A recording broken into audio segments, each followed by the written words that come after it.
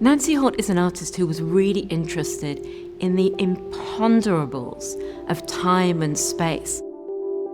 She was interested in getting us to think about our being in relation to the surface of the planet beneath our feet, but also the atmosphere above our heads, and somehow harnessing the movement of the sun, the stars, the planets, these phenomena that we use to try to find our place in the world. When Nancy Holt made sun tunnels, she talked about bringing the stars down to Earth, enabling us to walk on the stars. Time, light, being. That's what she asks us to think about.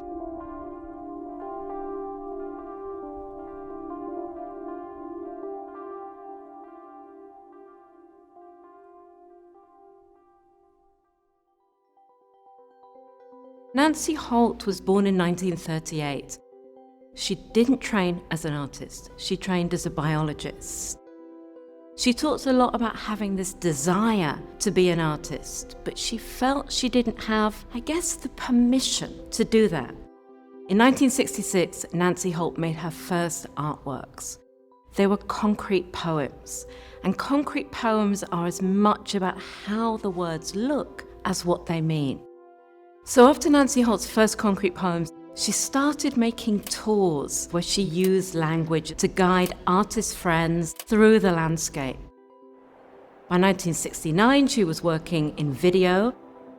By 1971, she was making her first sculptures, and she called them locators. They comprise plumbing pipe, and she welds two pieces to create a telescope, so a circle to look through. And at this moment, she really discovered her interest in focusing vision and making something that could change the way we, and by we, she really meant all of us in our unique ways, perceive the world around us. Nancy Holt was working at a time where the limits of art were being rethought, recalibrated. This was a moment when art really moved from being about the world to being of the world. And in many ways, we could think that Nancy Holt's work really contributed to experimental film and video, to conceptual art, to minimal art, to land art, to photography. But Nancy Holt didn't like any of these categorizations. She wanted to be called a perception artist. And I think when we consider her work over 5 decades, we can see that's exactly what she was doing. In 1968, I went to the Western Desert for the first time, and I had an overwhelming experience. It was as if my inner landscape and the outer landscape were identical. It's just a sense of oneness. And for 3 days, I didn't sleep. I just was euphoric. And that was really the beginning of my sculpture. Everything evolved out of that.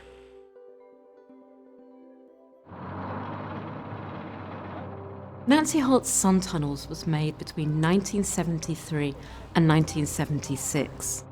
It's an earthwork, a sculpture, an example of land art. It's an essay, it's a film, it's a series of drawings, a series of photographs. For Nancy Holt, it's also a gathering of possibilities. Sun Tunnels is comprised of 4 very large concrete tunnels. They're 18 feet long, 9 feet tall, and they sit on the landscape in a rather kind of open sort of valley space in the Great Basin Desert in the northwest part of the state of Utah. So there are sort of distant mountains around you, and the 4 tunnels are sitting on the landscape in an open X configuration. The earthwork was manufactured in Utah, close to the site. That was important to Nancy Holt. She always saw her artworks as being a celebration of labor. She worked with engineers and surveyors and people to build the road, improve the road, so that she could get the equipment that she needed out there. She then worked with concrete manufacturers to make the tunnels, and she worked with astronomers and astrophysicists here at the University of Utah to make sure that she had the alignment of the tunnels correct. For her, those were collaborators. And collaboration is really part of this artwork. We, when we go and see it, are also collaborators. DEA was established largely to bring into being projects that were both intended to be in perpetuity, but also not necessarily situated in any kind of traditional understanding of what an institution, certainly not a museum, would be. This was a period of time where we have a number of artists who, despite the fact that they were entirely urban-based, were very much focused on making work in the landscape, and quite often in the American West. There's certainly a lot of megalomania. There's a certain amount of romanticization of the American West and kind of embodying a pioneer role, complex, particularly from our contemporary position to think about this now. This desire to kind of escape the urban environment was also related to things like the moon landing, which inspired the idea that the Earth could become a kind of sculptural platform, let's say, for some kind of incursion that might even be seen from this very distant viewpoint. There are a number of very significant supporters of land art in the 1960s and 70s, DEA, of course, being one of them. And Nancy Holt was not supported by us or by any of these other folks who were supporting Walter de Maria or other figures who were making some pretty sizable incursions into the land. So the fact that she took this on her own, essentially, is incredibly impressive. And then that it was taken care of by her, essentially, all that time as well. DEA's relationship with Nancy Holt, in fact, dated back to the late 1990s when she approached DEA about becoming the owner and steward of Robert Smithson's Spiral Jetty, since Nancy Holt, as the partner of Smithson, took on the responsibility of his estate when he died. When I was appointed to DEA in 2014, it was around the time that Nancy Holt died. And the acquisition of Nancy Holt's sun tunnels at DEA was important to me on many different levels, primarily because it was such a significant work. But it was also very important to me that she was a female figure working in a field of art that has been predominantly, but not exclusively, dominated by male artists, and that her significance had not truly been estimated in histories of that time. Nancy Holt, like many artists who were working with land at the time, was really fascinated with the West because there were these seemingly vacant areas in this great vast desert that seemed so different than sort of the experience on the East Coast.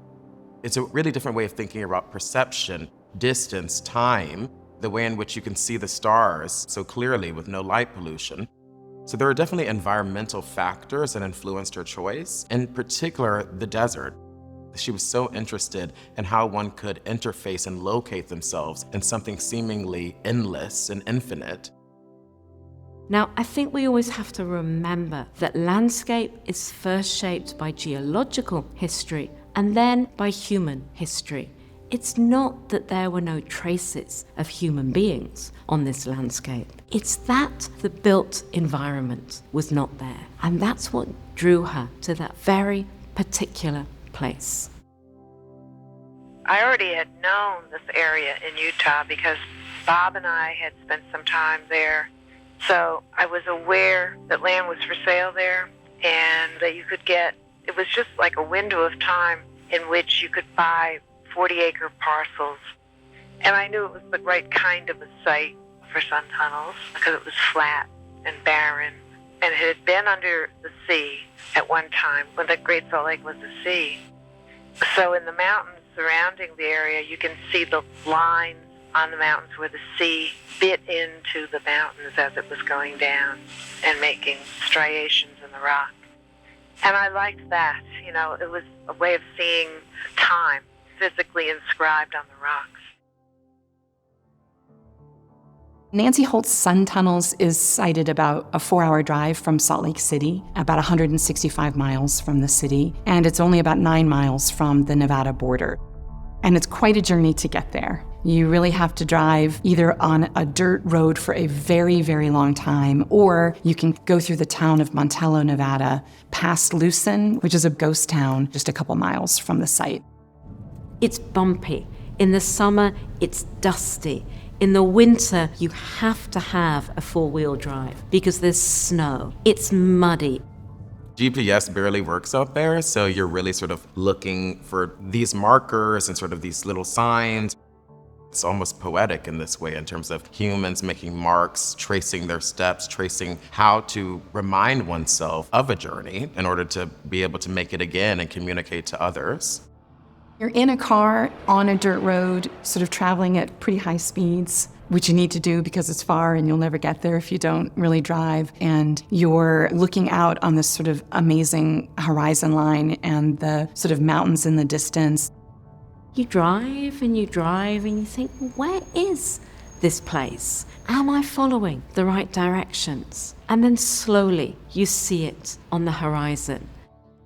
And you can see the tunnels. When you kind of come over the hill a little bit and look into that space, they look strange. They look like they shouldn't necessarily be there because nothing really else is there. And as you approach, you begin to sort of wonder what and how these things are there and how they function.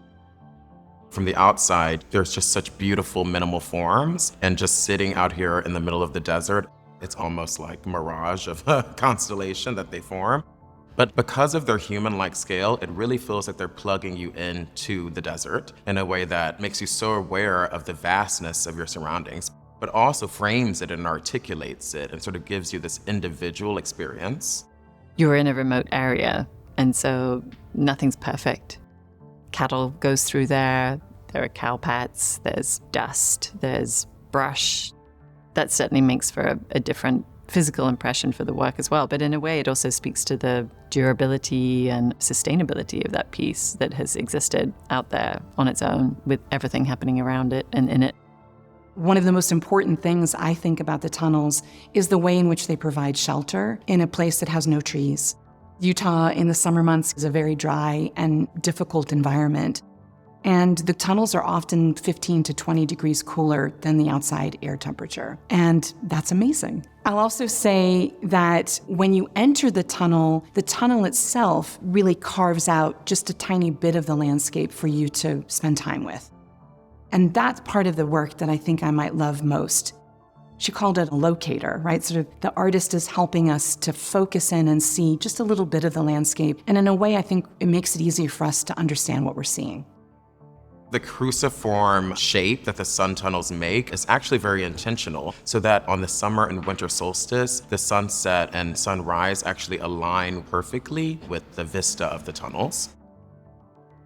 When Nancy Holt developed the position of sun tunnels, she made a number of really wonderful works on paper where you can see that she's working out the mathematical calculations, so there's an exactitude to it. Each of the tunnels is also perforated with circles, and the circles correspond to star constellations. There's Perseus, there's Draco, Columba, and Capricorn.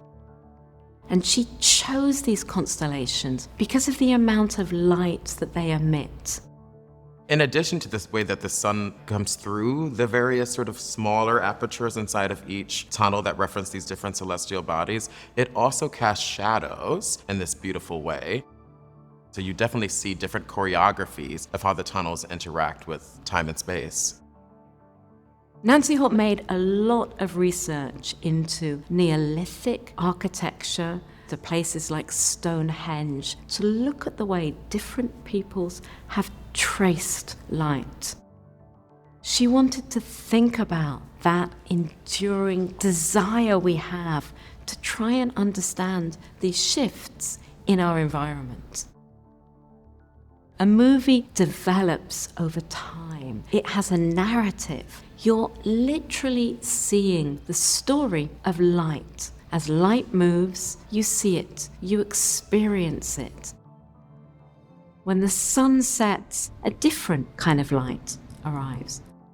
Moonlight, starlight, And that still finds its way through the surface of the tunnels. Out in the desert, it's like a vault of stars, like it's a vault over your head. And so the tunnels repeat that. You have like a vault of star holes casting spots of light on the tunnels in the configuration of stars, so that you have, the sky being brought down to earth, which is something that's in a lot of my works, bringing the sky down to earth. So that would be something that people would become more conscious of. Had the experience of the vault of the stars, and then watch the moon shining through the star holes as well. And then I always think it's important to consider what happens when you leave. It's hard to leave because it's just so wonderful there. But somehow, when you turn off that gravel path, the world is different. You see you with greater acuity. You notice the light. That is the magic that Nancy Holt's Sun Tunnels brings. It encourages us to understand our perception. There are different ways to look at what we do and what does it mean to care for a work of land art. On the one hand, in the case of sun tunnels, there is quite literally the sort of conservation and care for the work. But I think one of the things that's actually quite remarkable about this piece is its sturdiness. It's actually required very little conservation, minimal, I would say, given that it's been out in this very extreme weather climatic condition for all of these decades at this point, which speaks also to Nancy Holt's vision of understanding what she was doing and what materials she was using and where she was placing this. So that's certainly part of it. But I think the more important work has been building a collaborative alliance with very significant partners who are based in the vicinity and who've had their own very long-term relationships with this work. So we work very closely with the Museum of Fine Arts in Utah, who do an incredible job of bringing attention and focus and research and care to this work and Nancy Holt's legacy. Another of our key partners for the care of sun tunnels is the Center for Land Use Interpretation. And of course, the Holt Smithson Foundation is very much part of this conversation as well. There is this highly unusual conception of eternity for these land art works in an ideal world. I think all of us are aware of the fact that it's our responsibility to make sure that we're doing everything we can to allow this work to exist in the best environment possible, but also kind of place it in the context that it rightfully should be. I think Nancy Holt really encourages us to get out of our familiar structures, not just the structures of language, of mapping, of orientation, but also where we are. And today, decades later, when we see her artwork, she's offering a generous invitation. It's as if she's saying, come think with me, come perceive with me, and consider the world from a different perspective.